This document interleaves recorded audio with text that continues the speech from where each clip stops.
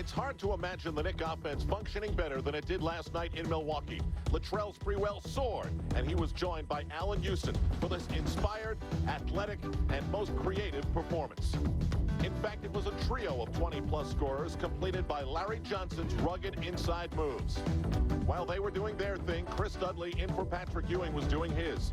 The coach said it was about pride, and he loves pride.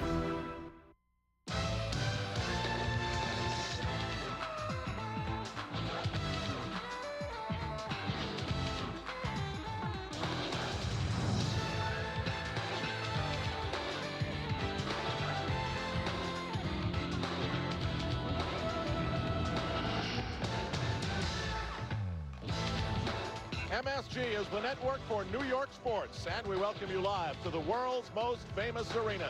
It's the Knicks and the Los Angeles Clippers tonight. The Clippers with a snappy 1-19 record. Good evening, everybody. I'm Al Trowick. Welcome to our coverage of the New York Knicks. Last night in Milwaukee, the mission was simple. Beat the Milwaukee Bucks finally this season and end the losing on the road. They accomplished both, and they rode on the backs of three prolific scorers. We just showed you some pictures. Larry Johnson, 21 points. Latrell Sprewell, 28. Allen Houston, 22. And it all spelled a victory that ended the 5-game road losing streak. For more on this game tonight with the Clips, let's go to Mike Breen and the Irishman himself, Walt Clyde Frazier. All right, thank you. As Knicks fans know, after that loss in Chicago, the Knicks had a players-only meeting. And apparently things have worked well, and they've responded to it because they've had 2 straight impressive wins, including last night in Milwaukee over the Bucks. And the numbers back it up. Good shooting, but the 2 that really stick out, free throw percentage. Knicks have struggled all season there. Very strong the last 2 games. And perhaps more importantly, offensive rebounds, 15.5 over the last 2 games. As for their response, Jeff Van Gundy was asked over the last 2 how they played. I think pride has a lot to do with it. You know, when you play a game like we did in Chicago, it sort of snaps you back into reality that it's hard to win in this league, and you've got to put your best effort forward each night to give yourself a chance to win. And I think the ineptness of our play in Chicago really sort of brought us back to, really humbled us. I know, Clyde, there are a lot of new faces on this year's Knicks team, but it seems every year, no matter who's on the roster, the Knicks respond when their backs are to the wall. Well, that's true, Mike. When doom and gloom looms, the Knicks usually rise to the occasion. But several things have happened here. LJ has become a dominant player in the paint area. So by the teams looking to double team him in there, Houston and Sprewell have been able to can those jumpers from the perimeter. Also, Chris Dudley, outstanding rebounding, giving the Knicks second opportunities. And also at 6'11", creating havoc on the defense. As for tonight's opponent, the Clippers, 1-19, another horrible year, another first-round pick. That seems to be the case every season. An interesting one, though, this season in their rookie, the #1 overall pick, Michael Olowokandi.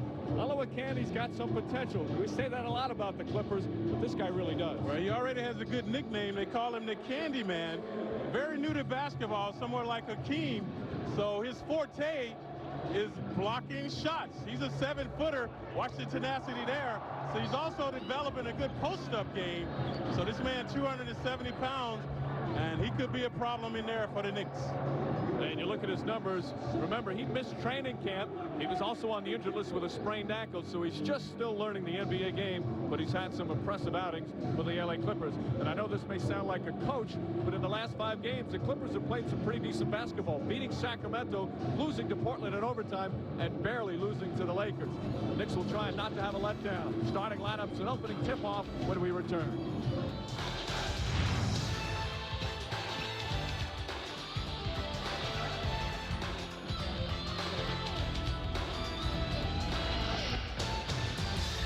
Knicks and the Clippers for the first and only time this season. Our closed captioning brought to you by New York Marriott Marquis, Broadway's biggest hit. Right now, let's get our starting lineups from public address announcer Mike Wilshevsky. Switch forward, the assistants Jim Brewer and Jim Todd, the athletic trainer Ray Melchior. Now for the Clippers starting lineup. At guard at 6'4" from New Mexico, number 5, Charles Smith. At guard at 5'11" from UCLA, number 15, Derek Martin. At forward at 6'9" from Michigan, number 23, Maurice Taylor. At forward at 6'7" from Wake Forest, number 54, Rodney Rogers. And at center at 6'11" from Memphis, number 55, Lorenzen Wright. The coaches for your New York Knicks are Jeff Van Gundy, Don Shady, Brenda Malone, Tom Thibodeau, Jeff Nixon, Greg Brittenham. The athletic trainers are Mike Saunders and Saeed Hamdan.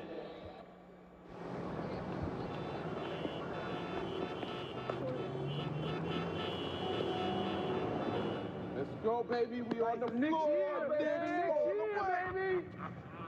Texas! Let's go. After you, after you, thank you, baby. After you. Thank you, baby. Let's go next. Can we go see the New York Knicks at the Garden, please?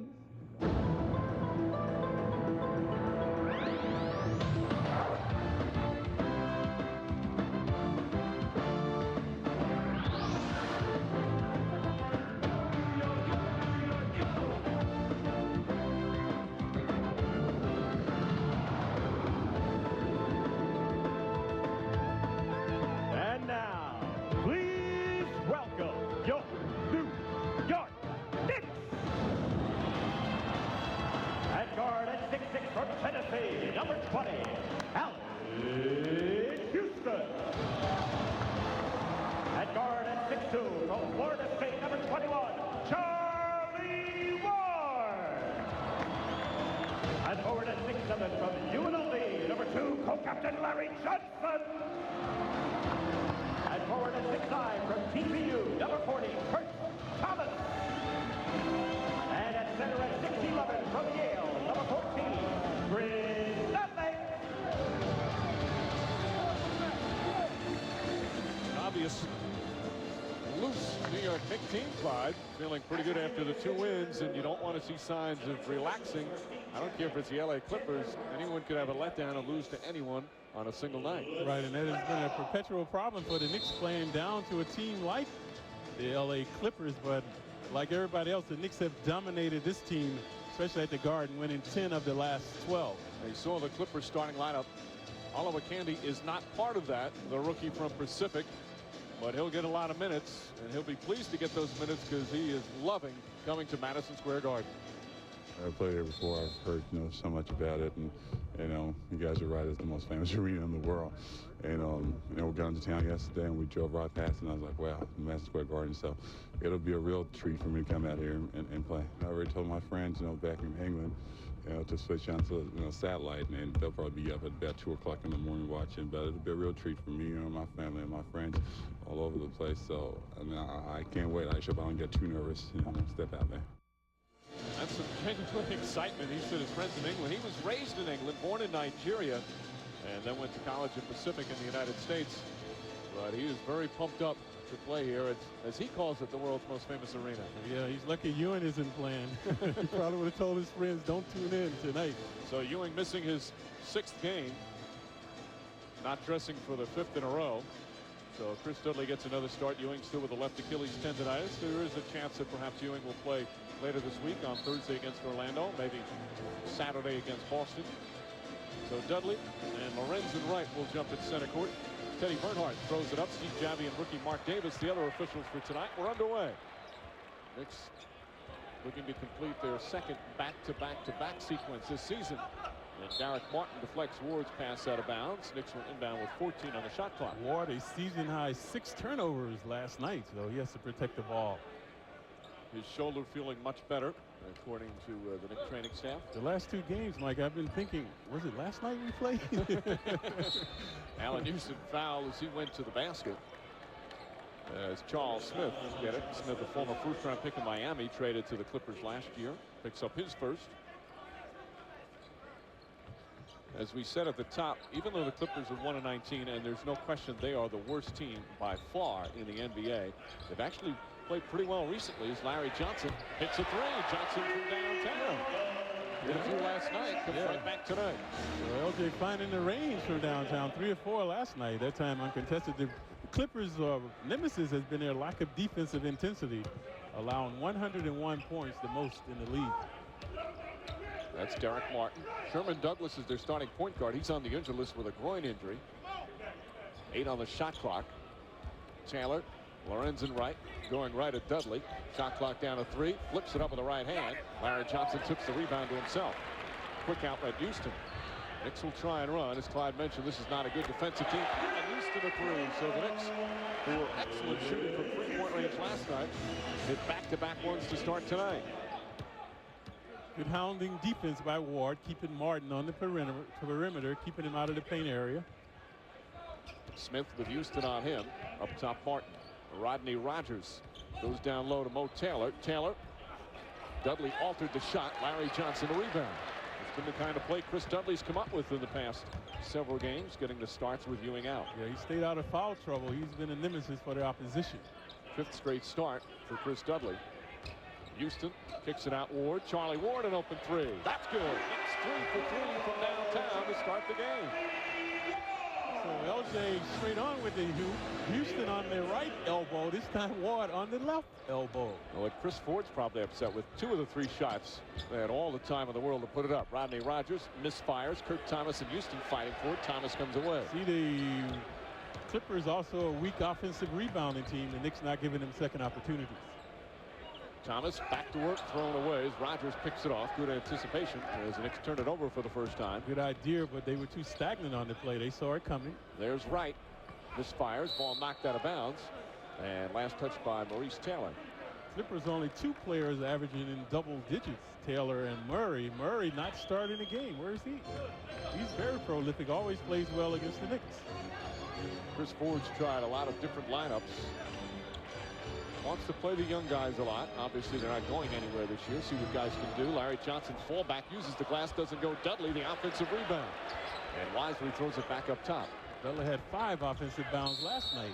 And Johnson stripped as he went to the hole. Second team foul called against the Clippers. And you look at what Dudley's done the last 2 games in this mini winning streak.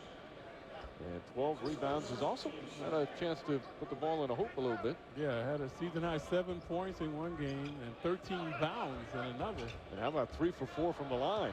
There's the steal from Smith. And Smith misses it. Houston just played him physical enough without fouling him. Made him veer away from the hoop rather than going to the hoop. Johnson another 3. That's good. Larry Johnson. And the Knicks have now hit 4 from downtown. LJ 2, Ward and Houston 1 as well. Chris Ford ironically scored the first 3-pointer in NBA history in 1979. He's seen enough. So good friends drink responsibly because friends know when to say when. A reminder from your friends at Budweiser, 12-0. It's all been 3-pointers by the Knicks. Knicks usually average 4 of 12 in 3-pointers. Now 4 of 4 in this game. And this is not the start the Clippers were looking for. We always mention on the road you want to come out and keep the crowd out of the game by playing efficient basketball, keeping the game close. So this is reminiscent to when the Knicks were blown out in Chicago. And Clyde, all 4 of those guys were just wide open. A foul on Chris Dudley as they tried to go low to Mo Taylor. So Dudley picks up his first illegal defense against the Knicks. That's their first, so just a warning. LJ is complaining. He's the culprit. The Clippers have missed their first 5 shots. Well, the Knicks 4 of 5, and again, all 4 of them 3-pointers. And no second opportunities for the Clippers. As you see, they're standing around. No fluidity on the offense. Smith tied up to Taylor, out to Derek Martin. Martin misfires. And Kirk Thomas and Houston able to track it down. Thomas gets it on the right wing, quickly down low to Johnson. Larry Johnson and Rodney Rogers. Johnson, quick, head fake, leans in, left-handed, flips it up and in. LJ has been very resourceful in the paint. So that time, good dexterity. Taylor the other way, nearly knocked away by Houston. 14-0 is the score. Charles Smith the jumper, and finally the Clippers get on the board. It took them nearly 4 minutes. Crowd is booing them for their efficiency. Crowd was hoping for the first shutout in NBA history. But again, we've seen this many times, and this is certainly different because it's the Clippers. As Houston, tough fall away shot doesn't go. Rebound knocked loose, picked up by Taylor. Teams that get out to huge leads early, you lose your edge and you can let down. Charles Smith the 3. Dudley the rebound. That's certainly different when it's a team that is as inept as the LA Clippers. Larry Johnson with another 3. It's good. Larry Johnson again from downtown. And Johnson 3 for 3 from 3-point range. He's got 11 points. Drained 2 from there on the right elbow, and he also has been a terror inside. He has not shot well from 3-point range this season, but is getting his numbers up. See all the one-on-one action, the misfiring, no second opportunities for the Clippers. And there you see the Knicks 5 for 5 from downtown. Houston has it knocked out of bounds. Still Nick ball, 17 on the shot clock. 17-2 is the score. I'm a believer when you have a young team, you must be aggressive on the defense. And we mentioned this team's futility on the defense, and it also carries over to their offense. You know, Clyde, I stand corrected on Larry Johnson. He's up to 37% from three-point range, which is a pretty good percentage. One time was just 24%. Houston knocks down the jumper. The Knicks just can't miss right now. 7 of 9 from the field. It's 19-2. What is happening now, the Knicks are feeling no pressure. They're doing whatever they want because the Clippers are not applying any defensive pressure. This is the second game of a 5-game road trip for the Clippers. They try and force it into Taylor. Ball knocked loose. Look at Charlie Ward, even with a bad shoulder, dives on that right shoulder to try and save it in a 19-2 game. Last time he did that, he injured himself in Chicago. These guys are offensive oriented that are coming into the game now. You see a mass substitution by Ford. Lamont Murray, Eric Biatkowski, Pooh Richardson, and Oliver Candy, the rookie. That's Pooh Richardson, the veteran, against Ward. Fallback shot, puts it in. Instant offense. Not a bad substitution by Chris Ford. Yeah, Pooh's been around about 10 years, a native of Philly, so he knows how to create, that time in the paint area. 19-4. As you mentioned, Clyde, this is just like the game in Chicago. Knicks were on the other end that time. Johnson spinning underneath against Murray. Misses the easy one. Murray the rebound. Easy's opportunity he's had all evening. He did not finish it. Richardson looking. Taylor calling for the ball, wants to take it at Dudley. He's their top gun. Maurice Taylor, fallback shot. Doesn't go. Ward tips it, ball loose. Kurt Thomas tracks it down. Good play from Charlie Ward. Ward now penetration. Leans in, tied up now, looking for someone. Gets it to Kurt Thomas. Thomas, nice head fake, drives underneath and an easy two. Oh, Candy went for that. Right. Now a steal by Ward in the backcourt, overplaying the passing lane. Ward looking for someone, flips it underneath to Larry Johnson. Beautiful pass, and Johnson completes it. And all the Knicks with the knack right now, so splendid defensive effort by Ward. 23-4. Superb start for the Knicks, regardless of the quality of the opponent. Richardson pass deflected out of bounds by Houston, and it's still Clipper ball, 12 on the shot clock. And Knicks continues to develop that tenacity on the defense and the good harmony on the offense as well. It's very difficult for Chris Ford and the Clippers to stay competitive, but when you start off a game like this and you're out of it from the get-go, that's very frustrating. As you mentioned, Mike, most of their games have been competitive. Yeah, the last 5 games they've played well. Taylor against Thomas. Jump hook, doesn't go. Dudley the rebound. Ward very effervescent. And this man prolific. LJ has been their nemesis. Johnson kicks it out. Charlie Ward with an open three. Way short. Pooh Richardson the rebound, falls into his hands. Pass ahead to Piatkowski. Piatkowski nearly falls out of bounds. And Mo Taylor able to save it. Yeah, he was the trailer coming up, so luckily he was there. And there's the shooting numbers early. Knicks 5 for 6 from three-point range. Oliver Candy, nice turnaround shot. Ward the rebound. Our producer Howie Singer makes a good analogy in that I think you come to a baseball game and it's already 5-0 after a grand slam and a run-scoring single. How about if you're late to this one? It's 23-4 when you get here. Houston, that's a three. In and out. Rebound. Thomas tips it, but right to Lamont Murray.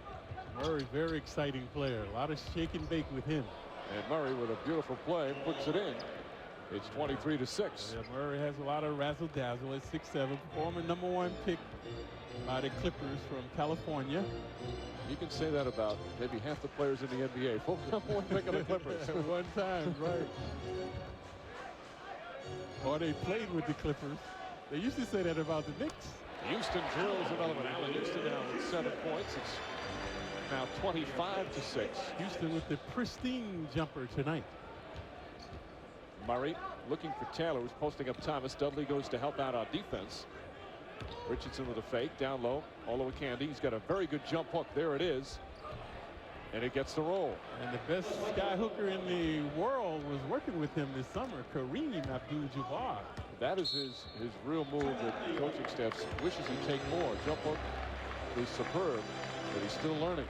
So with the Clippers, Knicks lead by 17. Learning season for Michael Oliver Candy and the LA Clippers. Another #1 pick, as we've mentioned. They've had a lot. You look what's happened in the 90s. Oliver Candy, Taylor, and Wright still there. McDyess, of course, now gone. Murray is still there. DeHare, Kimball, and Vaught are all gone. They've had opportunities with all their first-round picks, and it has not turned into success, Clyde. Right, and one of the 50 greatest players ever, their general manager, Elgin Baylor. Some people are wondering how he could still remain there with this type of futility. Donald Sterling, the owner, it just appears that winning is not important. It's not important to have a successful franchise. Houston posting up. Chris Childs and Sprewell have come in. Houston posting up on Richardson. Out to Childs. Pass to Sprewell. 4 on the shot clock. Sprewell drives. Kicks it out. Kurt Thomas. Thomas on the baseline. Barely hits the rim. Piatkowski the rebound. Better defensive intensity that time by the Clippers. I'm sure that's what Ford was talking to them about during that timeout. Piatkowski, a good three-point shooter who's been shooting well lately. Gets tied up. Diagonal pass to Richardson. Richardson fall-away shot. That's good for Richardson off the bench, and he's hit both his shots. Previously in the paint area, this time a little further away. Childs had good defense on him, but to no avail. 25-10. Knicks lead by 15. 2.5 to play here in the first. Now the Clippers, you see them with some intensity, swarming to the ball, denying the Knicks penetration. Allen Houston feeds Dudley. Dudley drives underneath and draws the foul. Taylor got over a little bit late, and Chris Dudley will shoot 2 free throws. Mike alluded to his prowess from the line in the previous game. Dudley was 3 of 4. Made 2 consecutive free throws at one time, but he has been a terror on the glass. So resourceful rebounding by Dudley and intimidation in the paint area. Last night, with the 11 rebounds in 32 minutes, you can see the difference when he gets a lot of minutes.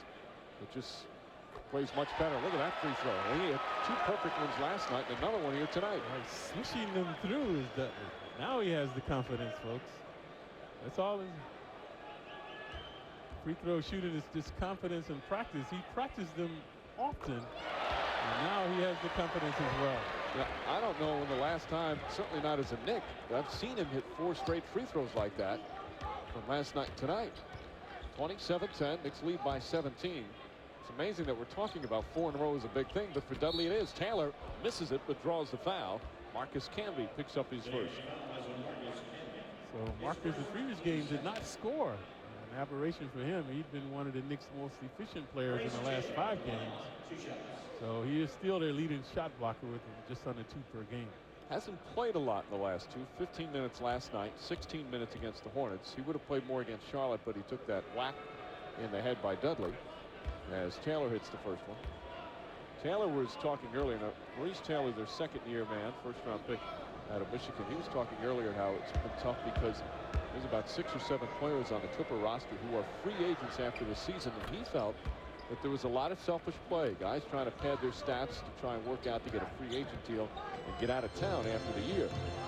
Maybe that's why they're not playing defense. Sprewell, feed underneath. Camby with the jumper way off the mark. Oliver Candy the rebound. Yeah, good D by Taylor, harassing Camby on the shot. 15-point Knick lead, just under 2 minutes remaining in the opening quarter. Camby fronting Taylor right now. Richardson trying to get to him. Now goes by Childs. Reverse layup. Backs it in. Pooh Richardson. There's been some offense off the bench. Dazzling Childs that time with the stutter dribble along the baseline.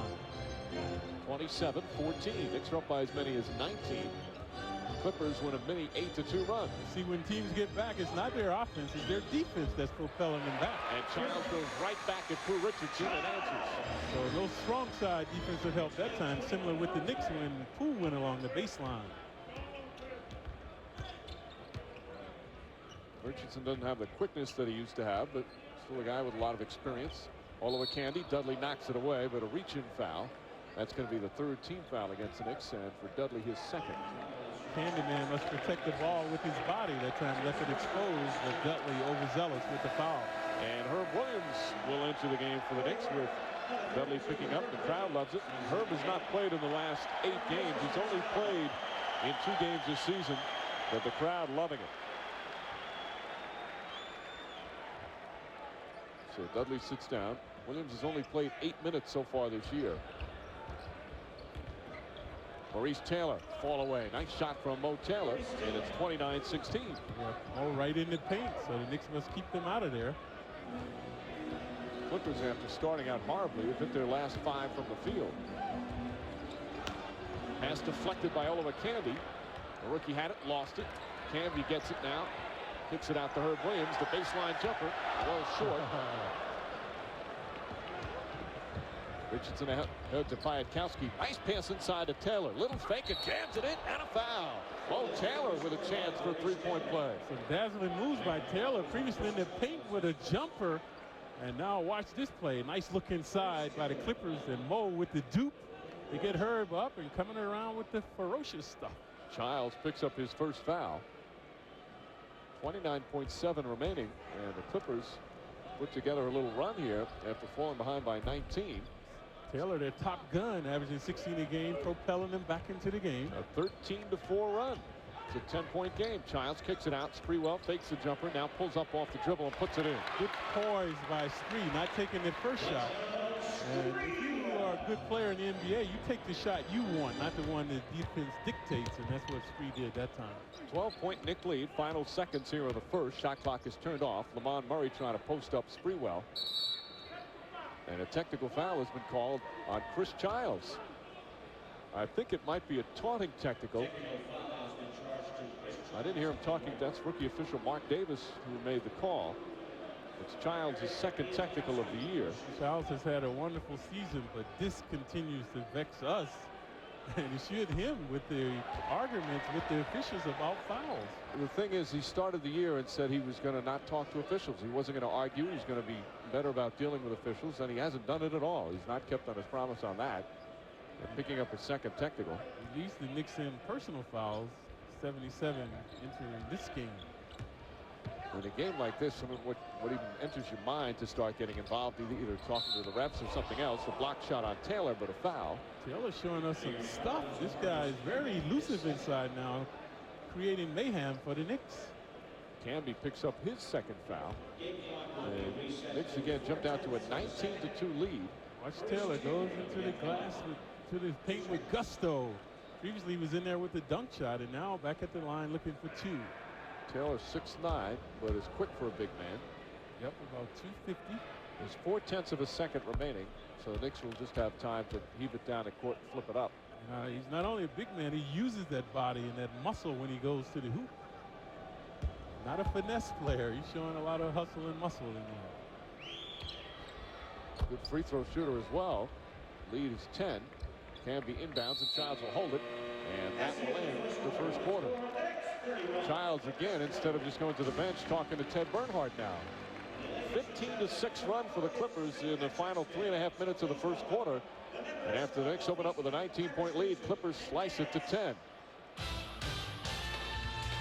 To the Watch MSG and win a big TV sweepstakes. We'll select an entry during every Knicks, Rangers, and Yankees game on MSG this month. You could win a 32-inch big screen TV just for watching MSG. Pick up a copy of the New York Post for your official entry blank, or look for the sweepstakes display at the Wiz store near you. Stay tuned. We will announce a finalist later on this evening. And remember, the Clippers were woeful, and the coach called a timeout and put in this unit, and they have been superb. Propelled by Taylor now. His shenanigans in the paint area. Knicks opened up leading 19-2. Clippers, though, finished with a 15-6 run. Nice pass inside. Oliver Candy. And Taylor with a gorgeous assist. And the Knicks get beat backdoor. Yeah, Herb, the culprit that time. Although the Candy man overwhelming him. 31-23. Houston trying to fight off the screen. Offensive foul. Herb Williams.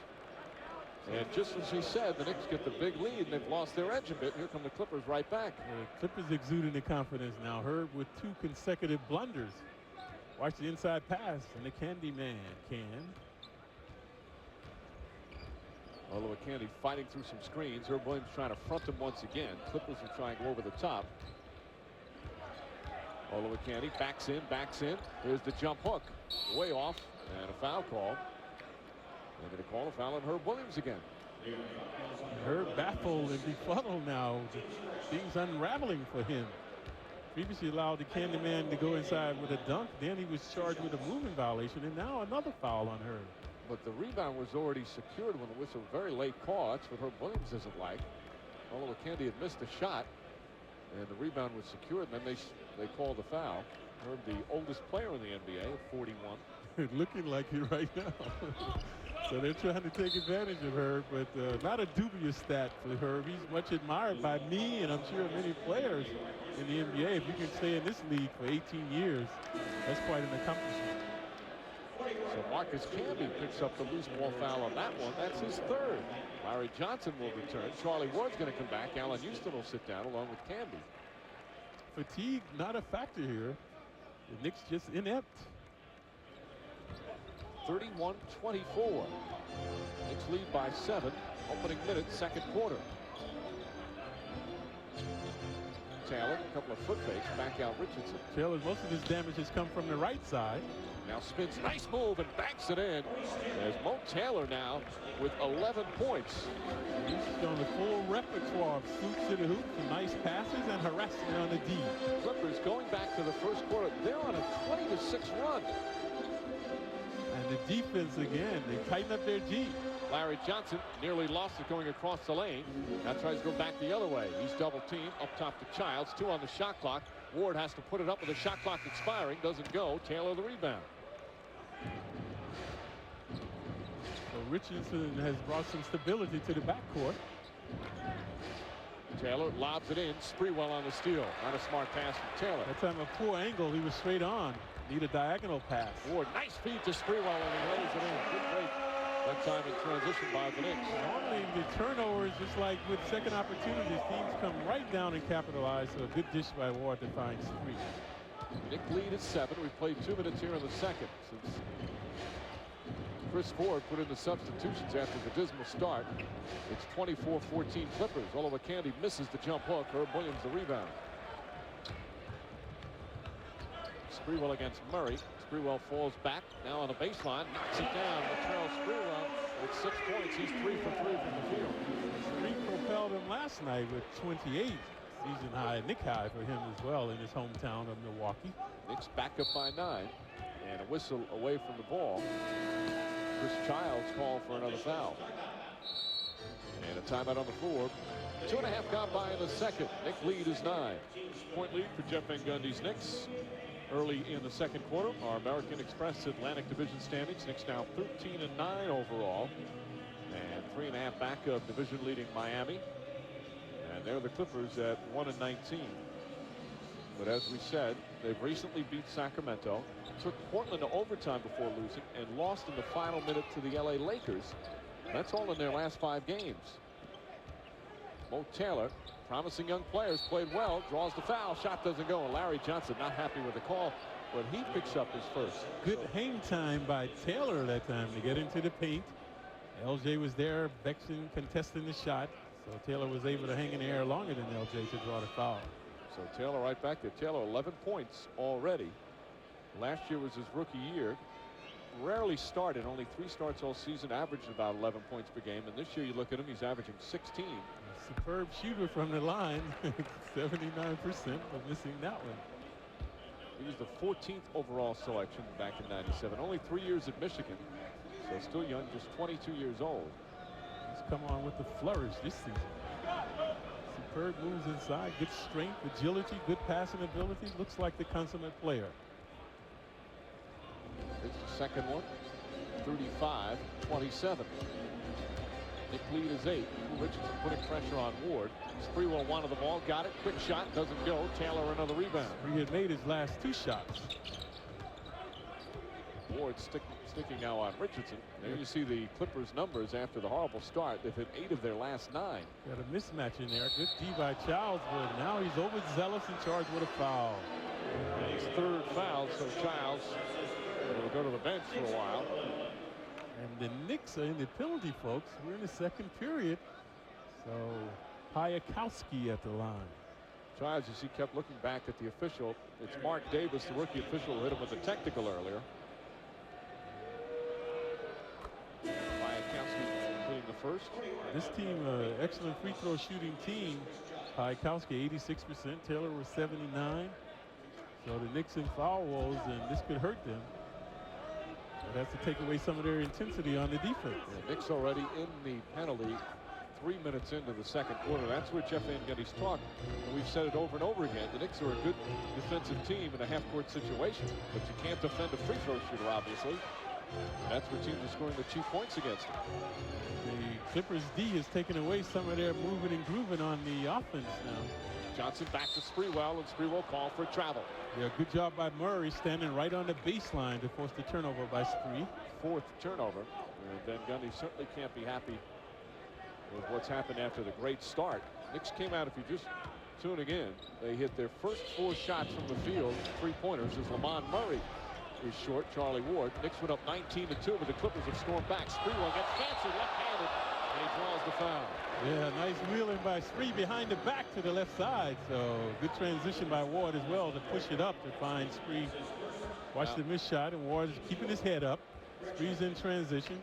A little razzle-dazzle to get to the line. Piatkowski, his first foul. One of the more impressive aspects of Sprewell's 28 points last night. 14 free throw attempts. Made 12 of those. He was a juggernaut going along that right baseline to get to the line. This is the first. Rodney Rogers will come back in. And Maurice Taylor, who's got 12 points, sits down. The Clippers don't seem to have a lot of camaraderie. Normally young teams, they're very close. That time Rogers comes in, Taylor, they do not slap hands, anything. Like 2 ships passing in the night. Well, you talk to the coaching staff, and they feel, again, like some of the players have talked with the free agent situation. Guys perhaps hinting that they want to leave. Some guys want to leave. Some guys want to stay and build there. And also with a young team, you need a galvanizer, someone to keep some stability there. And on this team, I do not see a leader. I don't know who the leader is, but they need an older guy sometimes to come in and keep the team together. Kurt Thomas now a loose ball foul, and Thomas now looking bewildered. Knicks should stop complaining about the calls and just start worrying about the LA Clippers. They're starting to spend too much time disagreeing with officials. And Sherman Douglas with the groin injury expected back soon. Again, when you speak to the Clippers, we just saw it. Did he hit the rim on that? I don't think so. Swished the nets. But that doesn't count. It didn't go through the rim. Despite hitting the net, that's still officially listed as an air ball. And Rogers at least hits the rim on the second. And that aroused the crowd from their stupor. 36-29. Ward down the lane, draws the foul before the shot. That won't count. And it's only the second team foul against the Clippers. Rodney Rogers picks it up. That's his second. And you get a look at this UFO. Oops. Barely touching the twine. That's a different type of twine time. Johnson against Murray. Lost it. And a reach-in foul. I'll tell you what, this rookie official, Mark Davis, is blowing his whistle quite a bit, calling it very tightly. So LJ has been creating a problem in the paint area, so that time was none shooting, so the Knicks have it. Murray, the foul is first. The Knicks have lost their continuity, now becoming a one-on-one team. Johnson spinning against Murray, double teamed out for Kurt Thomas. Thomas short, and the rebound falls into the hands of Oliver Candy. 7-point Knick lead, 7.5 remaining here in the second, along with Clyde Frazier and Al Troutwig, Mike Breen on hand, Madison Square Garden, and an offensive foul called on Rodney Rogers setting an illegal screen. Rogers now has 2. So what early on was a transitional game now has become a half-court game. So both teams inept. That's the rookie official, Mark Davis, who's been very active here in the first. Sprewell against Piatkowski and gets the roll. Sprewell using his body well. Very physical post-up player. Right to ward off Piatkowski, who's 6'7", Spree 6'5". So Sprewell 9 points in 8 minutes off the bench. Knicks back up by 9. Piatkowski looking for Oliver Candy. Good denial by Thomas. They were looking for Rogers. Back out Richardson. Pooh Richardson for 3. Misfires, and Murray is going to be called for a loose ball foul. And we'll have another timeout as Murray picks up his second. And the Clippers pick up their 14th foul. So timeout. And as you see, Latrell Sprewell on a bit of a roll once again for the second straight night. Knicks leading 38-29. Sherman Douglas looking forward to getting out of the street clothes back in uniform. The veteran point guard, an important part of the LA Clippers in the rebuilding process, because Douglas helps them in terms of dealing with all the losses? You got to handle it tough. You can't be in a situation where with the Clippers, you're used to losing and you want to continue losing. You can't do that. You got to go out there and play. And if we lose, you got to get upset about it. You can't accept that. And that's one thing that I'm trying to teach these guys. You can't accept losing. You got to go out there and play hard, because losing can be like winning, can become contagious, and you can't accept that. Very contagious in Clipperland. And they certainly need Douglas. Get over the top. Oliver Candy puts it in. Nice feed from Rodney Rogers. Herb Williams has been fronting Oliver Candy. He's got beaten twice. Right, and good dexterity by the Candy Man with the left hand. 38-31. This kid shows good agility and mobility for a 7-footer. They say he's got very soft hands. Catches the ball well in traffic. He's got 7 points. Sprewell has 9 consecutive points for the Knicks. Johnson another 3. That's good. Larry Johnson again. He's 4 for 4 from downtown. And he's been around that 3-point arc. 2 have come on the right elbow. That was 2 have come also straight on with the hoop. Richardson along the baseline kicks it out. Murray with an open jumper. And Lamont Murray doesn't miss many of those. It's 41-33. Knicks by 8. LJ the culprit. Belated attempt that time to deny Murray. Past the midway point here in the second quarter. Knicks led by as many as 19 in the first. Clippers have pulled within 5 since then. Right now an 8-point Knick lead. Sprewell across the lane. Kwiatkowski the rebound. Kwiatkowski doing a good defensive job today. Not renowned for his D, but hustling on Sprewell. Rodney Rogers against Thomas. Rogers spinning, goes along the baseline, blocked by Herb Williams. Thomas quick outlet Ward. Knicks with the break with 3-on-3. Ward slows down. Nice feed to Thomas, and he lays it in. That's a pretty pass to the trailer. And that's a delayed transition that the Clippers didn't know who to pick up. So that's why Thomas came open. Back up to a 10-point lead for Thomas's second field goal, 5th assist for Ward. And Rogers and Thomas going at it now, and a double foul has been charged against them.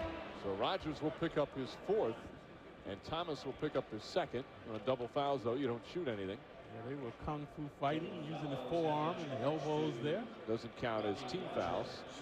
So Boo Richardson sits down. Derek Martin back in the game. Mo Taylor returns as well. Van Gundy called Thomas over to tell him something during the altercation. 10-point Knick lead, just under 5 to play in the second. Knicks had a sensational start. That have been a little lackadaisical since then. That's the rookie, Oliver Candy. Double team, back out Murray. Murray for 3. That's good. Lamont Murray, a good shooter from outside. Makes it a 7-point game again. 5 consecutive points for Murray now. LJ has to tighten up his D. Clippers after that woeful start now shooting 45%. Knicks at 58%. Herb Williams against Taylor. Williams fall away baseline shot, in and out. Sprewell the rebound, back up and in. Good hustle by Spree, anticipating the shot, and when he came out, he was right there to capitalize. 45-36. Knicks by 9. 4 minutes left second quarter. Martin looking for Taylor. Taylor posting up Thomas. There's a double team. Back out Martin. They switch to Kwiatkowski for a 3. Well, that misses. Thomas had it, lost it, gets it back. Ward now pushes it up the floor. Charlie Ward, the spin move. Johnson against Murray. Big advantage there for the Knicks. They don't go to double team. Murray does a nice job poking it away. Johnson spins again against him and lost it out of bounds, deflected by Murray. Still they call 6 on the shot clock as Allen Houston and Chris Dudley will come in. And there you see the Knicks with 58%. Herb Williams, by the way, getting an isolation as he comes out for Dudley. And that number, the 58% tonight, the 51% last night, all has to do with ball movement, Clyde. Right, good teamwork, altruism by the Knicks. Ward has been the orchestrator. Spree has been the devastator. And knocks it down. Latrell Sprewell now with 13 points off the bench. Knicks back up by 11. This illuminates why he should come off the bench, because of his proliferation from there. You really do give a team a boost by having an offensive spark off the bench, even though Sprewell would much prefer to start. Murray falls away and knocks it down. Lamont Murray now finding the range. Yep, percolating. 7 straight points for him. He's got 9 overall. Knick lead is 9. Houston double teams, find Thomas. Touch pass, Sprewell. Sprewell for 3. That's good. Latrell Sprewell from downtown.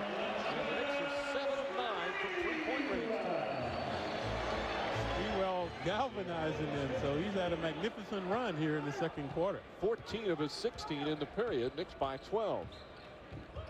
Murray challenged by Dudley, doesn't go. Thomas the rebound, quick outlet to Ward. Houston now goes by Taylor, the runner, won't go but a foul. Taylor hit him. And Allen Houston will shoot free throws. We'll have timeout. 2:26 remaining in the second. Latrell Sprewell a big spark. The Knicks up by a dozen. Yankee baseball returns to MSG as the Yanks continue their exhibition schedule with Tigers live from Tampa, Florida tomorrow at 7 on the MSG Network, bringing you award-winning Yankees coverage all season long. Latrell Sprewell, 14 of his 16 points in the second quarter, Clyde. Right, and this again, folks, to me, illuminate the fact that Spree should come off the bench because he'll have more shot opportunities, and usually he'll be playing against the other team's second unit. And the Knicks have a propensity for offensive stoopers, so a guy like Sprewell can come in and ignite them right away. Houston, 2 for 2 from the line. Allen Houston now with 9 points. 52-38, Knicks lead by 14. And a travel call on Derek Martin. Good denial that time by Thomas. Martin wanted to get it inside, and Thomas overplaying the passing lane. Coming up on 2 minutes remaining here in the first half. Knicks had a great start. Clippers storm back. Knicks now finishing well. Ward, the floater in the lane, short. Ward has struggled with his offense, Mike, and you mentioned about his shoulder. You say that's not a problem, but it's not manifested in his shooting. They lob it over the top to Taylor. He's double teamed. Shot blocked. Ball picked up by Thomas. Lost it. Taylor goes back again. Jump hook misses. Dudley fights for the rebound. Knocked loose again. Sprewell comes away. Knicks with a 2-on-1. Sprewell fakes, and he's fouled by Martin. And Sprewell will shoot 2 more free throws as Martin picks up his first. Sprewell, a lethal weapon in transition. So he can handle the ball. He goes there very tenaciously. So that time he knew he had small Martin. Watch Martin. Preseason Martin knows he's only 5'11". So he was going to take him right to the hoop. Good foul by Martin, not allowing him to put up the shot to get a 3-point opportunity. So Sprewell back to the line. Rattles in the first one. Charlie Ward playing with a sore shoulder. Jeff Van Gundy was talking about him before the game. Ward has had an up and down season so far. He's turning the ball over more than his norm so far this year. He's also playing a lot more minutes, and Van Gundy wasn't sure if the extra minutes is making a difference. But they need a little more consistent play from Charlie Ward at the point guard spot. He was here early today working on his shooting, which has not been that consistent either. Knicks back up by 16. Minute and a half remaining in the second. Nesby just lost it out of bounds. And we'll come back the other way. Tyrone Nesby, the rookie out of UNLV, with the turnover, 5th for the Clippers. Nesby came in unheralded, undrafted, but the Clippers like him. He's done a good job for them. Played in the CBA during the lockout, and they loved the way he played at their training camp. Really worked hard. Started some games. Sprewell now drives against Murray, kicks it out Houston. Allen Houston a 3. That's good. Allen Houston from downtown. And the Knicks up by 19, equaling their largest lead. Good creativity by Spree going inside, drawing a double team to find Allen. Knicks a superb 8 of 10 from 3-point range. And a foul called on Kurt Thomas once again. That's his 3rd. He just flung his hand, hit the man in the eye. No reason for that. So last night, Thomas with 5 fouls has been bedeviled again tonight with his reaching in on the defense. So Murray at the line for 2. Well, the 2 things that have plagued Thomas, who's a talented player with a lot of potential, injuries and foul woes. When he's been healthy, the one thing that's held him back is getting in the foul problem. That has been the case. Murray hits the first, and we'll tell you coming up the Tri-State Jeep halftime report. There's only one Jeep, and it's only at your Tri-State Jeep dealer. Bill Daughtry will be at the sports desk, and Al and John Andres with the first half highlights. Thomas sits down. Herb Williams back in. Our pal Al. The ubiquitous one. Rhyme something with Troutwick. 57-40. Yeah. You'll get back to us. I can rhyme it, but I don't think I want to put it on the air. Charlie Ward setting it up. Ward finding Sprewell. Sprewell fakes underneath. Quick shot is up. Does not get the roll. Dudley's tip misses, but he's going to be called for a loose ball foul, and that's his 3rd. Yeah, good boxing out by Taylor. Spree got inside about 3 feet away, couldn't finish, so Taylor will be rewarded with 2 shots. Jeff Van Gundy a little tight around the collar as his team, as you see the most points in a half this season.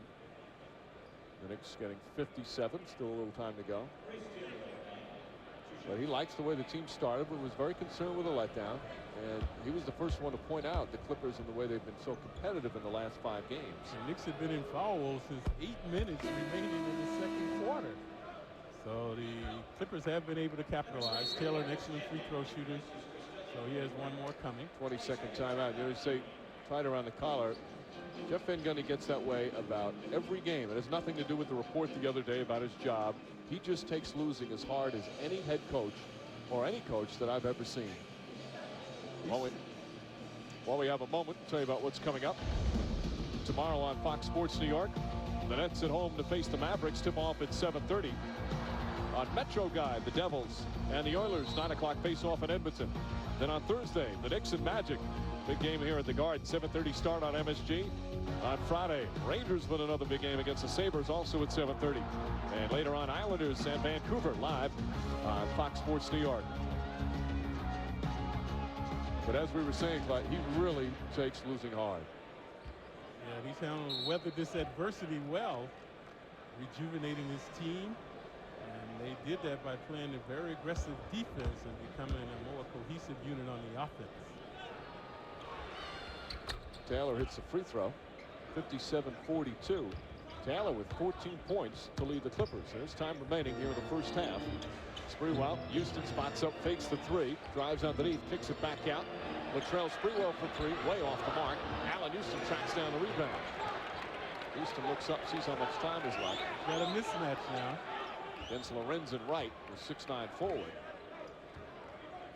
There's about a 5-second difference between shot and game clock. No fouls to give by either team.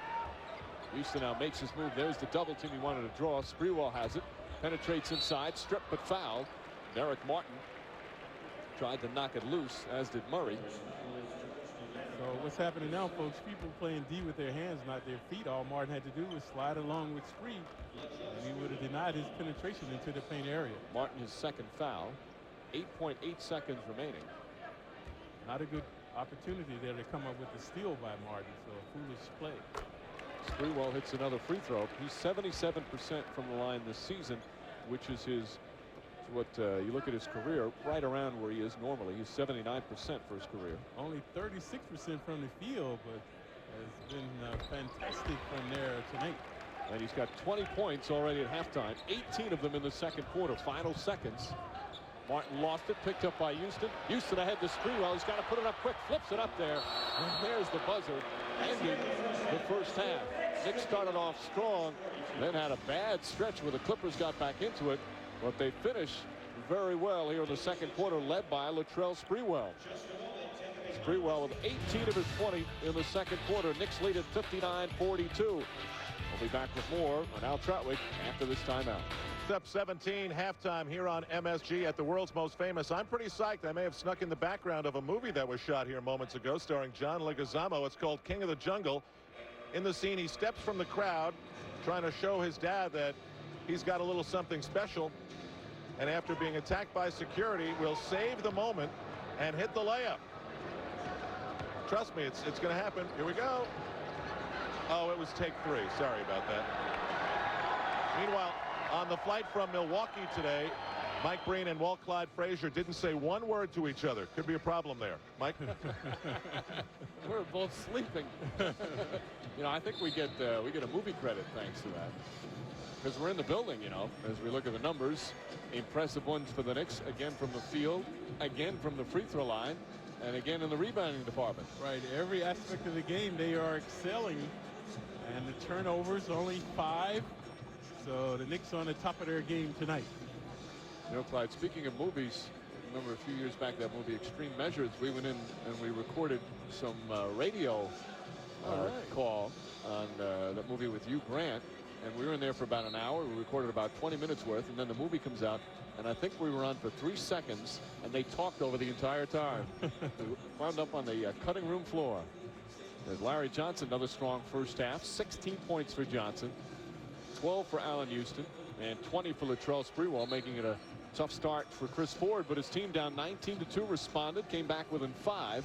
And as we begin the third quarter, though, Knicks back up by 17. That trio you just alluded to with the Knicks becoming formidable. LJ has been draining threes, folks. Had 4 consecutive threes at one time. His career high for threes in a game is 6. Meanwhile, the Knicks 8 of 11 from downtown. This man pulverized the Knicks early on in the second quarter, but they contained him. Knicks come the other way. Good defense from Chris Dudley. Shuffle pass goes over to Thomas, who couldn't handle it. Thomas, a little lackadaisical tonight, has been in foul walls, and that time very nonchalantly losing the pass along the sideline. We'll see how this third quarter turns out. Again, that was a couple of weeks ago, something Jeff Van Gundy pleaded for his team to come out with starters and have more energy to start the second half. Lorenzen Wright pass to Taylor underneath. He's double teamed, kicks it out. Rodney Rogers likes to shoot the three, puts it in. Yeah, Dudley and LJ were there. That's why Rogers was by himself along the sideline. So Rogers, who's 38% from three-point distance, makes it 59-45. Ward off the screen. Thomas trying to set another one. Ward kicks it out. Larry Johnson, another three. Won't go. Dudley's tip misses. Knocked out of bounds. Last touch by Thomas, and it's Clipper ball. LJ, the Knicks were getting everything they wanted in the first half, so they should go back to the motion offense. They were getting easy opportunities. Knicks did have 13 assists to the 21 field goals. They lob it again inside to Taylor. Good double teaming by Dudley. Wright just flips it up, doesn't go, and Kurt Thomas the rebound. Dudley has really done a good job both on his own man and in team defense. That's why Wright has to finish that, because Dudley's guarding him, so he's looking to help out. Ward tied up to Thomas. Kurt Thomas dribbles down a lane, stops, puts up, uses the glass. Dudley's tip misses, but a loose ball foul called against Chris Dudley, and that's his fourth. That's why Dudley has to start grabbing those rebounds rather than trying to tip it in. Just get it and bring it down and take it back up. That was the key for Dudley the last two games, as Camby will come in for him. He had not been in foul trouble. Dudley, like Kurt Thomas, very aggressive, very physical player, and would get himself in some foul difficulties early, but he had not in the last two games. Right, and two of those have come on the offensive glass. Imprudent fouls by Dudley reaching over the back. 14-point Knick lead, opening couple of minutes here in the third. Derek Martin sets himself for three. That's good. Derek Martin from downtown, just like that. The lead is cut to 11 again. Martin only 25% from there, but he's attempted the most threes on the Clippers. So the Knicks watch the Clippers with a 6-0 run. Knicks still haven't scored here in the third. We played over 2 minutes. It's been a game of runs. The Knicks off running away from the Clippers early on in the first quarter. Houston. And then the Clippers came back on another run. Bad pass. Martin the other way. Drives right at Charlie Ward. Misses the layup, but draws the foul as Charlie Ward picks up his first. So turnovers starting to bedevil the Knicks. Only had 5 starting the third quarter. Now Houston has 2 himself. So Martin previously with the three-pointer, now going to the line looking for 2 more. Jeff Van Gundy uses his 22nd timeout. Upset with the passing, as you can see, at the beginning to the third quarter, and the sloppiness. Yep, watch the errant pass here. Houston previously threw one away trying to get Thomas, and again another one to Thomas. Watch Ward right here. This shot almost goes in. He has a penchant for fouling guys and allowing the basket to go in. So if you're going to foul him, he has to deny that shot opportunity. After tonight, Knicks finishing back-to-back-to-back. They'll be off tomorrow. And then on Thursday, big game, the Orlando Magic, one of the real surprises in the NBA this season. Knicks, of course, met them in the opener down in Orlando and lost. Our coverage begins MCS Canada Knicks game night at 7. Tip-off shortly after 7:30. One of the real stars this year, not necessarily in terms of stats, but in terms of his importance to his team, has been Darrell Armstrong for the Orlando Magic, who is leading candidate for Sixth Man of the Year. Right, a splendid steal last night to come away with a victory for them over Philadelphia. So Armstrong, an outstanding guy. He comes off the bench with a lot of fire and desire. And also Nick the Quick Anderson. He's back to his former grandeur. Yep. And Penny Hardaway has been healthy, and Ike Austin in the paint for the Magic. Well, one of the surprises, Clyde, is Orlando has played so well, and Hardaway has not played as well as they expected. He's had some good games, but he has had some bad games too, quite a few of them. One game he played, Mike, he didn't score, so he's been very mediocre. Ward knocks down the three. Charlie Ward hits it from downtown, his second three-pointer. Now they're saying it's a 2. His foot was on the line. 12-point Knick lead, 2.5 gone by here in the third. They're looking for Taylor inside. That one nearly goes in on the pass from Rogers. Yeah, ghastly pass. No way Taylor could get a good denial that time by the Knicks inside. Larry Johnson working against Rogers. Here comes a double team, spins away. Tough shot inside, and Johnson puts it in. 18 points now for Larry Johnson. LJ over the hostile fingers of Rogers that time. Rogers had his hand up there, but to no avail. Johnson having a good stretch in these last several games. Ward knocks it loose and picked up by Thomas. Charlie Ward with some good hands. Alley-oop to Camby and deflected by Rogers. Ward tried to save it, knocks it off Rogers, and it's still Nick Ball. Ward telegraphed that alley-oop. They were waiting for it, but then good hustle along the sideline, so the Knicks will have it. LJ has been a menace in the paint area. Watch the hang time and a good swish.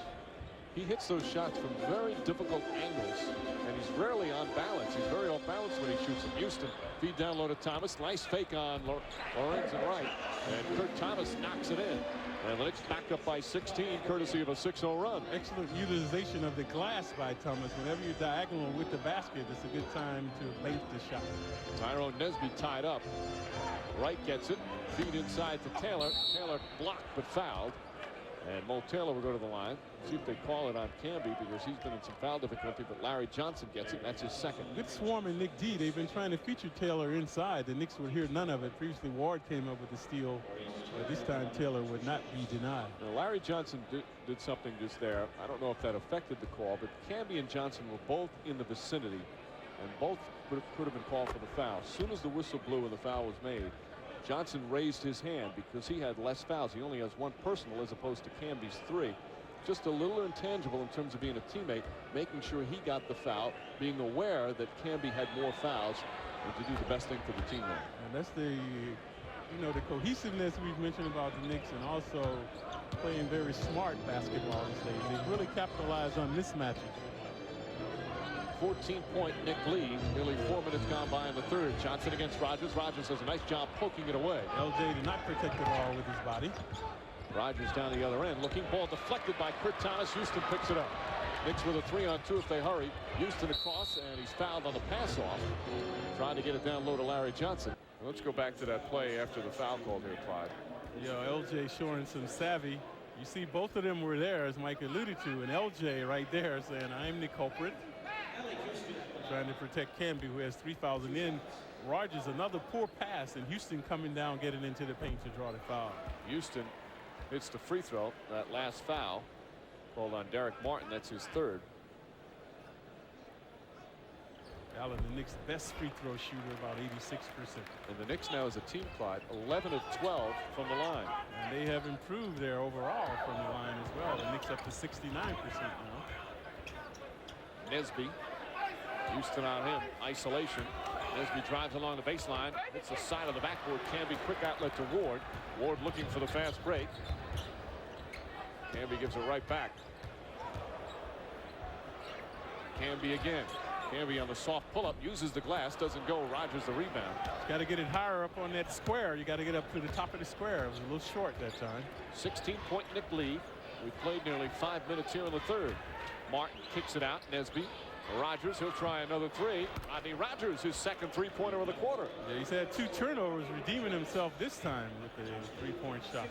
So Rogers now with his first 2 field goals, both of them 3s. It's a 13-point game. Isolation, LJ going one-on-one. Couple of foot fakes. Now Johnson puts up the jumper. Nice rotation on that shot. Larry Johnson for the second straight night is at the 20-point mark. And this is vintage play by LJ. This is the LJ the Knicks wanted when they acquired him from Charlotte. He had 19 on Sunday, 21 last night. He's got 20 tonight. Knicks by 15. Rogers against Johnson. Across the lane, blocked from behind by Camby. Knicks look to break a 3-on-2. Houston brings it to the middle, goes down the lane. Nice feed inside the Ward. Up to Thomas, shot blocked. Ball knocked loose and picked up by Martin. One pass too many. Poor spacing and too many passes, as you mentioned. Martin underneath to Nesby. Nesby's fouled. Shot rolls off the rim. As Nesby will shoot a couple, and we'll have a timeout. 6:09 remaining in the third. Nick Lee is 15. Camby his 4th foul. Having good times with good friends. Drink responsibly, because friends know when to say when. A reminder from your friends at Budweiser. 6:09 remaining, third quarter. Knicks leading the Clippers 69-54. We're going to bring you back to that foul again when Camby and Larry Johnson converging on Taylor.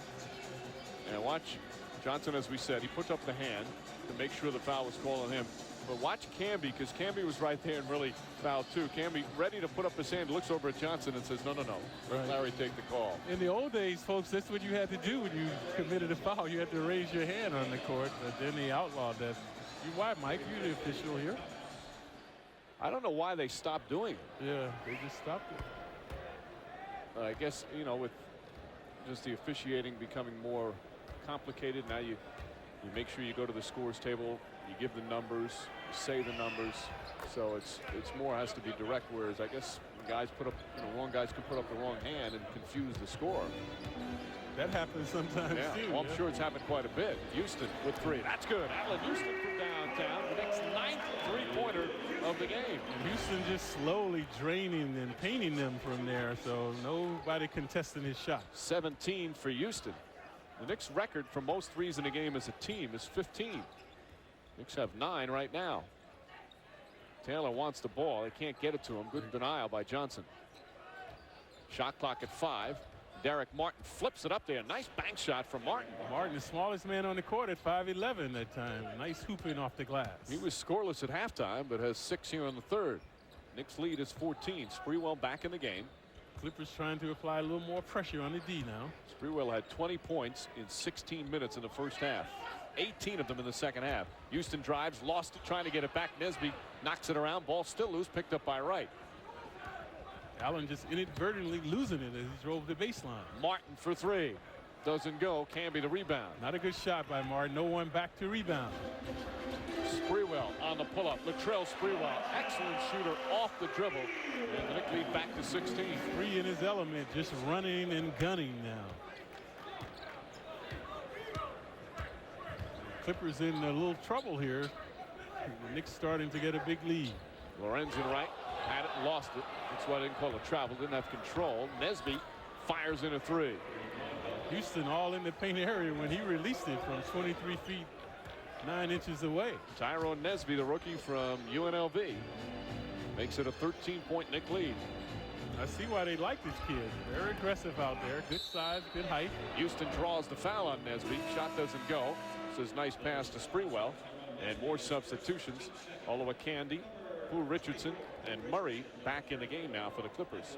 And Houston has been trying to exploit Nesbitt. Previously he drove the baseline but turned it over. So this time coming into the paint area, getting Nesbitt off his feet to draw the foul. So Houston back to the line where he's 4 for 4. Again, the Knicks have only missed once from the line tonight. Yeah, it was Chris Ford trying to tell him to stay on his feet and how to try to deny Houston. Got to try to deny him from getting the ball once he gets into the paint area. But guys like Nesby and Charles Smith, they've gotten some starts just because they play so hard and they play on defense. And Chris Ford and his coaching staff saying, hey, you know, we're going to lose a lot of games. We have no shot at the playoffs. Let's reward these guys who are working hard. Right, when you're giving up 101 points. Do you know, folks, there's no NBA team that's averaging 100 points a game. The Sacramento Kings averaging 99.9, and that's about it. So the Clippers giving up 101 points a game. That's 10 points over the league average. Steve Javy talking to Jeff Van Gundy. The officials had a little conference to see on what's going on. So apparently Chris Ford's happy with whatever they've decided. You like to see the Knicks develop that killer instinct, which they haven't had in the past, to put the Clippers away now. The Clippers are languishing. The Knicks have them on the ropes, so they should run them out of here. I have no idea what the argument was about. Houston will shoot the second free throw, trying to figure that out. That looks good. I think it might have been that Jeff Van Gundy thought that Nesby's three-pointer was only a 2. At least that's what David Fried, our statistician, thinks. He's a good spy, usually figures these things out. 76-61, Knicks leading by 15. Marcus Camby now picks up his 5th foul in only 10 minutes. And Knicks in the penalty again. So we're in the 3rd period. A lull in the action right now. See, just destroyed Camby, so he'll take a seat. And Thomas will come in. Both guys prone to fouls. Well, Candy misses on the first one. Well, the Candyman, as they say, is shooting 50% from the free throw line. He's not a good free throw shooter at all. He's like Dudley, watching too much wrist action before he releases the shot. A lot of wrist action by Olakande. Second one hits. He's got 8 points and 3 boards. He does have some talent, but it's going to take a while, and I don't know, especially for a Clipper team, to take him #1 overall. I mean, certainly it's easy to look back now and say they made a mistake, but there's so many other players who could have helped them much quicker. Sprewell with 6 on the shot clock. Hard drive to the basket and draws the foul. On the pass off, they call it. Nesby tried to come in. So previously Houston using Nesby, this time Spree. So Nesby's allowing them to go along the baseline. He has to try to funnel them into the paint area. So Sprewell, a master of drawing fouls, doing that one, but it's non-shooting, so the Knicks have it. The reason he draws, he just goes so aggressively and so hard to the basket. But if you're on the defense, Mike, there's nothing he can do because of that. Right. He can't pull up. He can't make a pass. So if you could get in front of him or double team him, you could deny him. But they have had very little success against Spree. That foul on Nesby, a second, 13th foul. Charlie Ward, that's a 2-pointer. Rebound, Taylor, and Olakande takes it away from him. Knicks lead is 14, just over 3.5 to play in the third. Taylor has vanished. He was propelling them in the first half. He had 14 points, and I don't think he's had any since. Just 2 here in the third, Clyde. Knicks have done a good job on him. Now he's posting up Sprewell. They switch on the screen. Nice quick spin move, and he jams it in. Reese Taylor.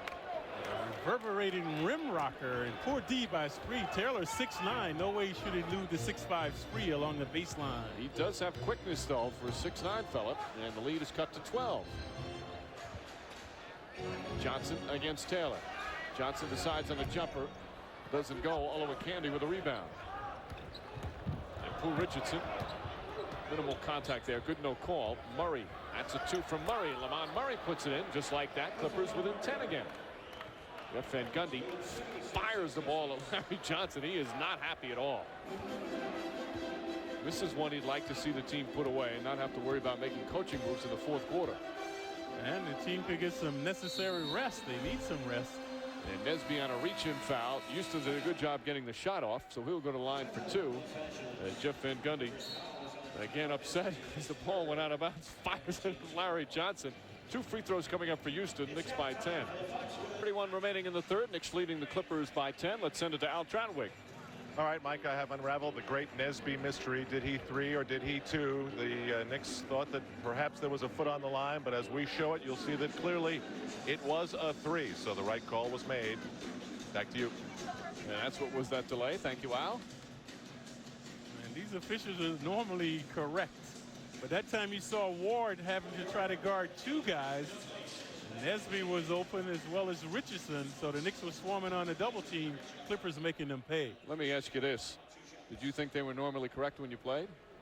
Yeah, I never really complained. Well, you've always told me that you never got any technicals, but the reason was because you were too cheap to pay the fine. That too. In those days, it was only $25. But that was a lot. Now, what are they, 500? Yes. Yeah, inflation. Big time. So Houston hits a free throw. He now has 20 points. So for the second straight night, the Knicks have 3 players with 20 points plus. Same 3, Sprewell, Johnson, and Houston. Now they need some D to deny these Clippers. So they're looking to tie side for Taylor. Pooh Richardson kicks it out for Taylor. Shot clock at 5. Taylor, nice baseline move. Dudley got a piece of it. Ball knocked loose. Picked up by Taylor again. Puts it up. And they wave it off the 24-second violation. Just didn't get it off in time, though. Great second effort from a guy who looks exhausted in Taylor. Yeah, and good harassment by Dudley. He was there, Houston in there as well. He has really played well. 18 points. And good resiliency by this hapless Clippers team. Looked like it several times the Knicks would blow them out, but they've been able to stay in the game. Giles back in. 2 minutes left, third quarter. 11-point Knick lead. They've been up by as many as 19 in the first half, 17 in the second half. Sprewell off the mark. Rebound Taylor. That's how Dudley get a foul. There was the guys had to rebound, so just come back. He can save a lot of energy, not trying to come up with those type of carries. You like the hustle, but you have to use controlled aggression. Olakande backing in, spinning, and misses it. It looked like he shuffled his feet a little bit. Yeah, Sprewell there Dudley was there. Looked like Spree is the culprit. Call it on Sprewell, and that's his first. Olowokandi likes the quick moves. He does have good quick feet. Let's watch him. This guy's a novice to the game, folks. Hasn't played that much. Unheralded in college, but came on with a flourish, and that's why he ended up the #1 pick overall. You can see his potential. He's 7 feet, about 270. So good agility and mobility inside. This is the free throw. Dudley the rebound. Dudley's 6th board. Knicks overall 28-19 edge on the boards. So Olowokandi continues to struggle from the line. 11-point Knick lead, under a minute and a half to go in the third. And a foul called on Allen Houston. Yeah, Bykowski has done a good defensive job when he's been in the game. So this time baffling Houston. Van Gundy trying to keep positive. We've seen some sensational play from the Knicks tonight, but also stretches of very sloppy play. And this is another reason why teams squander big leagues, folks, because they start to play one-on-one ball. And they get those leads by playing team ball. Bykowski, dangerous pass, but he gets it to Murray. Shot clock is at 4. Murray, the 6'7" with the 6'3" child. Steps back and puts it in. A tough shot from Lamont Murray as the shot clock expires. And they're going to change the time on the scoreboard. 57 seconds, says Mark Davis, the official. Rather than 56, so these guys know what time it is. It seems irrelevant now, but you never know. This game might come down to the last second. Clippers have it in single digits. 10-3 run by LA. Houston makes his drive, kicks it out. Kurt Thomas, baseline.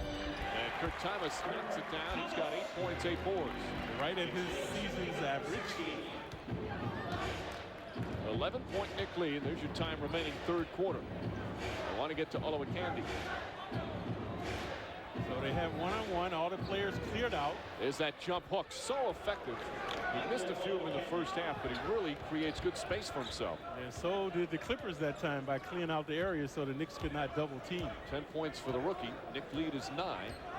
There's about a 2-second difference between shot clock and game clock here to end the third. No fouls to give by either team. Houston makes his drive. The runner, tough shot, rolls and goes in. Adjustment from Allen Houston in midair. Bykowski all over him, but in vain. Taylor trying to get by Thomas. Maurice Taylor at the buzzer. Not quite the buzzer yet as Thomas gets it. And there is the buzzer, ending the third quarter. Knicks led by 17 at halftime. The Clippers cut into it. 3 quarters complete. 11-point Knick lead. Fourth quarter coming up. Fourth quarter is set to begin. Knicks leading the Clippers by 11. Let's take a look at our Toyota matchup for tonight as we get ready for the final 12 minutes of regulation. Mo Taylor and Latrell Sprewell. But Taylor did most of his damage in the first half. Sprewell, another big game, drives around Murray. Feet underneath to Dudley, couldn't handle it. Ball picked up. Thomas had it, lost it, taken away again. For Richardson. 81-70. Knicks lead by 11. Have not been able to put away the Clippers. Bykowski, Murray, Lorenzen right, Olowokandi, and Richardson on the floor right now. That's the mismatch they've been exploiting. Murray against Childs. Right, rebound, quick kick out. Bykowski, that's a 2. That doesn't go. Rebound tip, knocked loose, picked up by Murray. Knicks get beat to the loose ball right now. And a held ball. So they'll jump it up at the Clippers free throw line circle. Yeah, they had 2 opportunities. Murray against Childs, so that's a big mismatch. This man's 6'7", Childs 6'3", so he misfired. Bykowski misfired. So now the Candyman and Thomas will jump.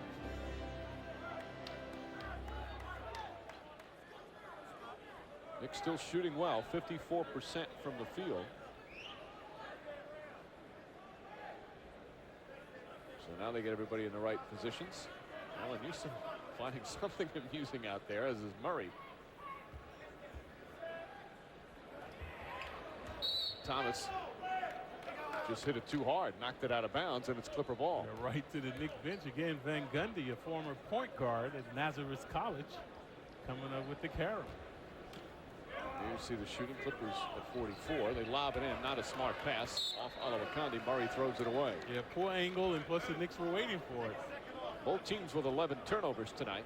Yeah, they're among the leaders in turning over. The Knicks throughout 17, and so are the Clippers. Biggest difference in the two teams in terms of numbers. The Knicks lead the league in opponents' field goal percentage at 38% to 39. The Clippers are the worst in that department. Houston misfires. Teams shoot on an average 48%. Nice feed to Houston, doesn't go, but he got whacked. And Allen Houston will shoot two. You like Allen's aggression tonight in getting into the paint to get to the line. Normally, he relies too often on a perimeter shot, but has been able to manipulate inside now. Olowokandi with his first foul. The best indicator of a team's defense is the opponent's field goal percentage. It's not how many points a team scores, because that all depends on the tempo and the style of play of a team. You know, for example, the Lakers, when they were winning championships, they gave up a lot of points, but that's because they were up tempo. But they were a great defensive team. Yeah, when they had to clamp down on you, they did. Houston hits a pair. He's now 24 to lead all scorers. Knicks up by 13. Olowokandi short that time, right tips it, and a loose ball is going to be found. Charles looked like he's the perpetrator. And Clyde, he just agreed with the call. Charlie Ward will come back That's in. An improvement. You said it in the right direction. Fourth foul on Childs. And Allen Houston will take a seat. Houston 6 of 9, and he's been to the free throw line 10 times tonight. 9 of 10 from the line. And that's why he has those 25. You got to go to that line. Kwiatkowski with Childs draped all over him. Richardson looks up, 8 on the shot clock. Hard screen set on Ward. Ward now knocks it away. Dudley picks it up. Over the top to Ward. Pretty feed ahead to Childs. Childs to Kurt Thomas and jams it in. And a nice box out by Childs against Kwiatkowski. And now the nets have been ripped from the basket. So Thomas rips the net down. That whole play started. Charlie Ward, Clyde. There you see. That's going to be a little bit of a delay. But that play started because Ward got really whacked on a screen, but didn't stop. He kept after it and wound up with a deflection and steal. Right, and then Childs was in transition and very angelic, as he could have taken a layup, but he gave it to Thomas, and Thomas tore down the netting. There's the screen, but he keeps going, and he winds up getting the steal. Right, a good swarm in Nick D. And Childs, watch the altruism there by Childs, and Thomas just dunking it and tearing down the net. So while they fix the net, we'll take a timeout. 15-point Knick lead early in the fourth. Rookie Michael Olowokandi, 12 points and 5 rebounds in his first year in the NBA, the #1 overall pick. And our Evan Gottesfeld had a chance to ask him what he thought of his first year. Well, it's definitely been a learning experience. You know, coming to the NBA, I thought I'd make a smoother transition to this. But I guess I just didn't give the physical nature of the game enough worth. I don't really look into that as much as I should. And I think lately I've been kind of, getting a better feeling for that, how physical it is. And that's probably my biggest hump, that's it. Certainly a learning experience. Thanks to our senior producer, Ivan Gottesfeld, for that. 24-point lead for the Knicks. Just over 7 minutes remaining. 15-2 run here in the fourth quarter. Knick defense have taken the Clippers out of it, swarming to the ball, double teaming. Paul Richardson forces that up. Ball tipped by Olowokandi. Mo Taylor gets it. Cross court back out to Richardson. That's a 2. Rebound taken away from Herb Williams. Olowokandi, nice save, but he throws it to Ward. And a reach-in foul. Paul Richardson picks up his first. And the 14th foul. 6:49 remaining. And both teams 1 foul away from the penalty. Knicks open up the game in the first quarter. 19-2 they led. Here they open up the fourth 15-2. Ward, bad pass. Murray picks it off. Ward going to the well too often. 2 times he's gone in there, he scored. This time turns it over. Again, Knicks after tonight will be off tomorrow. This finishes up a back-to-back-to-back. One which the Knicks will sweep. Olowokandi with the short jumper. Thomas the rebound. And then a big game Thursday night against Orlando, one of the teams ahead of them in the Atlantic Division. Childs wisely brings it back out. It's been a rough stretch, 5 games in 6 nights. Knicks will win 4 of the 5. Of course, that one loss was one that everybody talked about, deservedly so, the horrible game in Chicago, but they've rebounded nicely. Sprewell puts it in and a foul. He wanted to go to the basket and appear wanted to jam it in, but the defense prevented that, yet he's still with an aggressive move to get a chance for a three-point play. Sprewell, watch Sprewell, agile, hostile now. So he will not be denied. So that's just poor defense right there. No help by the weak side. So Sprewell having his way. He had a season high 28 points last night in Milwaukee. And with that free throw, he has a season high 29 tonight. Larry Johnson, another big night, 20 points, and will rest the rest of this one. And the Clippers in the doldrums now. 18-2 run to start the fourth, just like that first quarter. Knicks up by 27. Because when they start featuring one guy, they do not get second opportunities. And the Knicks have just shut them down with an impregnable defense. Smith to Richardson. For Richardson. Back to Charles Smith. That's a two-pointer. Shot doesn't go. Sprewell the rebound. Childs is open and he looks up and missed him. Sprewell now gets it over to Childs. Childs down low to Kurt Thomas, and a foul on the entry pass. But the Clippers over the limit. Some more free throws coming up. So Sprewell showing that he's the consummate player. Prolific scoring, excellent defense, and rebounding. So that time Thomas doing a good job asserting himself in the paint to draw the foul. Knicks enjoying this one for sure on the bench. You saw Keith Kloss, the 7'3" second-year man, coming in for the Clippers. Herb Williams will sit down. 14 minutes for Herb Williams, which is a season high. Thomas hitting the free throw, and you look at the numbers last night, 20 points plus for all three, and they come right back tonight. For Allen Houston, it's his third straight 20-point game. He had 20 against the Charlotte Hornets. Allen too shy of his season high. Sprewell with the season high, and LJ continues to be very efficient on the offense, around 20 points a game in the last 4 or 5. You go back to the game in Charlotte. Johnson had 19, Houston 20, and Sprewell 16. So 3 straight they've done the job picking up the offense with Patrick Ewing out. But this defense has propelled them. So they've been all over the Clippers. The Clippers very stagnant, looking to feature one guy inside. That was a mistake. Lorenzen Wright featured inside that time, puts it in. Knicks over the 100-point mark once again. Childs knocks down the jumper. Childs 3 for 3 from the field. Hasn't played a lot, hasn't had to. And the Knicks lead 103-74. The Knicks again in the 100 area. It's the 4th time this season, and they have not lost a game when they've scored over 100 points. And when they shoot the ball well, Nesby underneath. Reverse layup doesn't go. Wright had it, lost it. Nesby saves it. Clippers cannot get any uncontested shot. That one's uncontested, and they drain it. And Murray hits the three-pointer. 4.5 remaining. Nothing but garbage time down the stretch as the Knicks have led by as many as 29.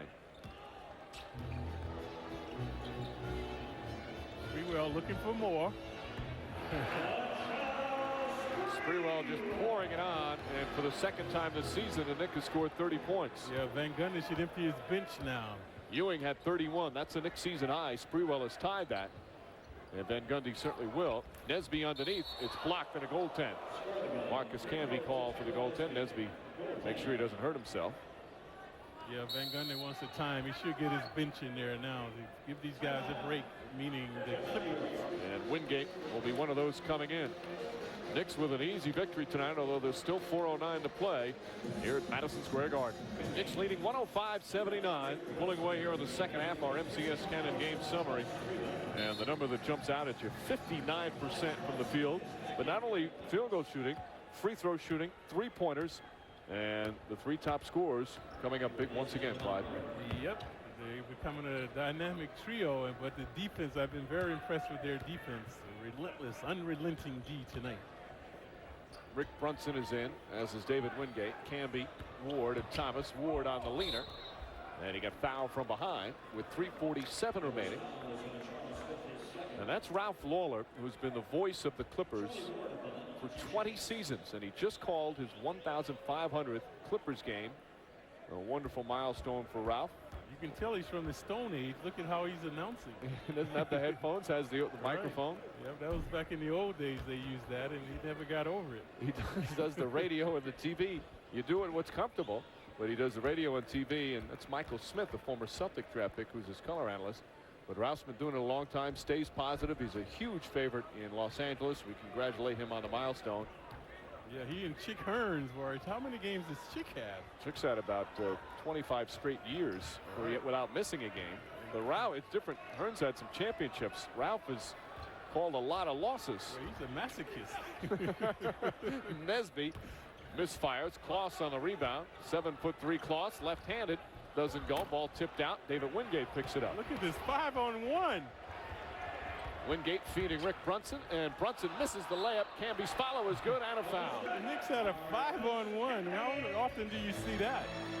And then Camby coming up with the hoop. Clippers, as we mentioned earlier, have kind of given up earlier in the period. Steve Javy, the official, didn't want to blow his whistle to make the call, but you have to, no matter what the score is. The Clippers just sloppy down the stretch. 30-point lead now for the Knicks. We had paid homage to the Clippers for being in their previous games, but not tonight. They look like they'd be devil team tonight. Richardson underneath, lays it in. Still 3 minutes remaining. 109-81. This will be the biggest win of the season for the Knicks. Earlier, they had beaten the Bulls by 16. That was the largest margin of victory. The most points in the game has been 115. That was in the overtime against Minnesota. Their highest shooting is Patrick Ewing enjoying. As we mentioned, Ewing missing his 6th game, hasn't dressed for the last 5. The first one he missed, he only played half minute. That was Milwaukee. They lost that one. You know what I dislike, Mike? Now people will start saying the team is better without Ewing. You know, they do this without Patrick Ewing just because they started to win some games. And then when they're losing, well, they need Ewing. Right. So they still need Ewing. No matter what they're doing, they need that man. Jeff Van Gundy is always quick to say that, Clyde. There's just no question. They're so better with him. Now, there's certain things that, you know, they don't rely on him as much, and sometimes the ball moves quickly, and they get good ball movement. But without Patrick Ewing, the Knicks aren't going to go anywhere. Charlie Ward leading it the other way, draws the foul on Richardson with 2.5 to play here in the 4th. Knicks in perpetual transition now. The Clippers turning it over, so the Knicks have had the numbers. A 30-point lead for the Knicks, and they will sweep the back-to-back-to-back series, winning all 3 in 3 days. 4 other teams have already done that, so they're not the first to do it. So that means teams are getting in condition now. Yep. And the players, psychologically, they've accepted the fact that they're going to have this type of schedule. They know they have to play the game, so they're no longer bewildered by this type of scheduling. Somebody just threw a coin on the floor. How much was it? It was a dime, Clyde. Oh, no, that's not worth it. It's rolled off. Quarters I've been over for. 112-81.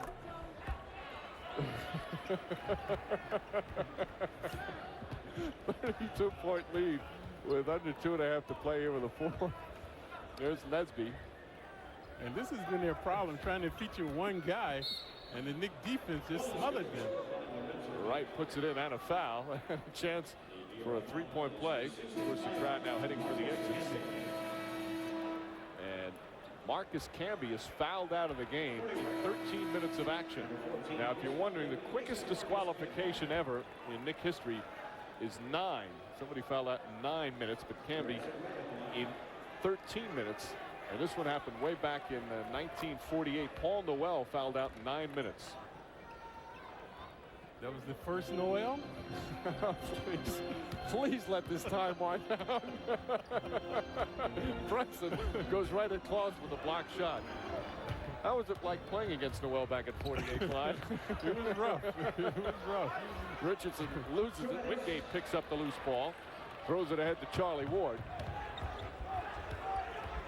Ward going to look for his teammates. This would also be the biggest loss for the Clippers. They've lost by 29 a couple of times. Rick Brunson is open. Lost the rebound. Knicks have led by as many as 32. Minute and a half remaining here in the 4th. Lorenzen Wright down low. There have not been many laughers for the Knicks this season. This certainly one of them, as Kurt Thomas called for the foul. By the way, Camby fouling out. That's the first Knick to foul out of a game this season. And what was remarkable, last season, Camby led the league in blocked shots. With 3.5 a game, you only fouled out of 1 contest. Right with the first one. Knicks again with some impressive numbers, and that tells the story for the LA Clippers, who will fall to 1-20 on the season, and they're winless on the road, 0-10 now on the road. Knicks, meanwhile, will improve to 11-2 here at Madison Square Garden. Home court dominance by the Knicks these days. And you hope for the Knicks' sake that they picked up some road confidence with the win in Milwaukee last night. Ball knocked out of bounds, Clipper ball. Next road game will be on Sunday in Toronto. Knicks with 3 straight home games this week. Tonight, Thursday against Orlando, and then a Saturday afternoon game against Boston. A 1 o'clock start, that Boston game. Nesby. You'll be up then, won't you, Breen? I'm used to getting up early, Clyde. Yeah. You're the one that has to make the adjustment. I like those 1 o'clock freakies. Kloss underneath, tries to jam it, doesn't go, but a foul. And Keith Kloss will shoot a couple. And Dudley fouls out. So Knicks go the first 22 games without anyone fouling out. 2 of them tonight. Dudley, 6 points. Check that, 2 points, 6 rebounds. Kloss 7-3, but only 2-12. See how thin he is. He holds the Division I record for blocks per game in a single season. 1 year at Central Connecticut, he blocked shots at 6.4 per game at that kind of pace. At 7-3, you're going to block a lot of them. But he wasn't drafted, signed last year as a free agent, again another project. Only played 2 years in college. Played in the Atlantic Basketball Association where he got spotted. There's a dearth of talent at the center position, and that's why teams are stockpiling any 7-foot players if they can. 113-87. Knicks have been up by as many as 32 points. This one out of control midway through the third. Thomas, 8 on the shot clock. Doesn't go. And Nesby will bring it up. Thomas previously ripped down the nets. Hasn't been swishing them tonight. Poole Richardson, and Richardson rattles it in. Clippers trying to make the score semi-respectable. 24 seconds remaining. Richardson saying something to Rick Brunson. What could you possibly be saying at this point? Brunson to Wingate off his chest out of bounds with 12.6 remaining. Richardson now will throw it up. Nick starters and the top players able to relax down the stretch. Whatever he said, he got Brunson upset because he stole the ball from him. But Brunson won't try and score. He'll just dribble it out. And there's the buzzer. And the Knicks win their 3rd in a row since that debacle in Chicago. And they sweep the back-to-back-to-back series. Latrell Sprewell ties a Knicks season high with 31. They get more fine play from Sprewell, his 31. Allen Houston, 24. Larry Johnson, 20. And the Knicks shoot a season high 56% from the field and come away with a blowout victory over the LA Clippers. Final score, the Knicks 113 and the Clippers 89. Plenty more to come, including the postgame report after this timeout.